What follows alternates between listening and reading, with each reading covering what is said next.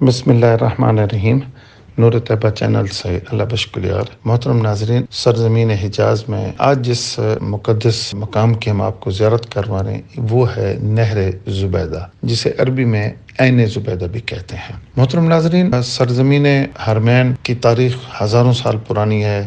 یہاں بہت سے تاریخی مقامات کے آثار آج بھی موجود ہیں۔ ہم نے یہ شروع میں پڑھ رکھا تھا کہ خلیفہ ہارون الرشید کی بیوی زبیدہ بنت جعفر نے دریائے دجلہ سے ایک نہر مکہ مکرمہ کے لیے بنوائی اور دریا کا پانی حجاج کے لیے پہنچایا۔ ایکچولی حقیقت یہ ہے، حجاج آتے تھے یہاں حج کے لیے، ان کے لیے ایک تاریخی روٹ تھا جو محفوظ روٹ تھا۔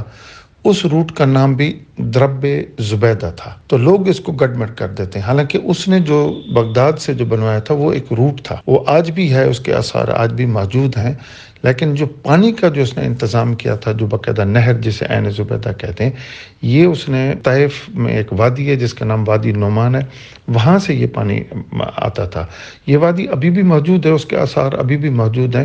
یہ موجودہ دور کا اسے آپ ڈیم کہہ سکتے ہیں۔ اس وقت کے جو آرکیٹیکٹ تھے انہوں نے ایک ڈیم کی شکل بنا کر پانی جو بارشوں کا تھا اس کو محفوظ کرتے، پھر اس کو یہ نہر زبیدہ جو انہوں نے بنائی ان لائنوں میں لے کے آتے تھے نیچے کی طرف، پھر یہ ایسا ایسا، چونکہ وہ اونچائی پہ ہے اور پانی ایسا ایسا نیچے آتا تھا۔ محترم ناظرین، یہ ہم آپ کو دکھا رہے ہیں کہ یہ اس کا آخری جو کونا ہے یہ جبل رحمت کے اوپر آ کر ختم ہو جاتا ہے، اور یہ ہم جبل رحمت کے سامنے کھڑے ہیں۔ یہ نہر تقریباً 1300 سال تک یہ چلتی رہی ہے۔ یہ پھر چونکہ ملکہ خود جب حج پہ آئی تو اس نے فیل کیا کہ اہل مکہ اور حجاج کا جو سب سے بڑا مسئلہ تھا وہ پانی کا تھا، اور اس ضرورت کو محسوس کرتے ہوئے اس نے ماہرین کو بلا کر بغداد میں کہا کہ میں ایک نہر کھدوانا چاہتی ہوں۔ انہوں نے کہا کہ اس پر تو بہت خرچہ ہوگا، تو ملکہ کا وہ ایک مشہور جملہ تاریخ کی کتب میں آج بھی سنہرے الفاظ میں لکھا ہوا ہے، اس نے کہا میں ایک کدال کے بدلے 1 درہم خرچ کرنا پڑے تب بھی میں تیار ہوں، اور میں یہ منصوبہ ضرور شروع کروں گی۔ اور پھر اللہ رب العزت کی توفیق سے اس نے یہ منصوبہ بنایا، اور یہ صدیوں تک پھر حجاج اس پانی سے استفادہ کرتا رہا۔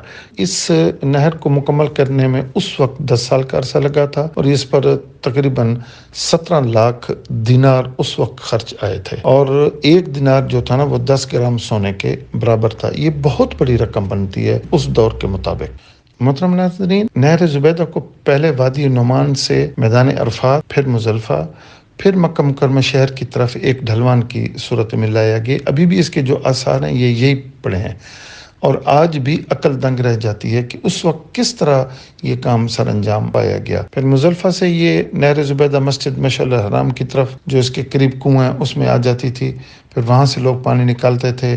مینا کو بھی پانی یہاں سے فراہم کیا جاتا تھا۔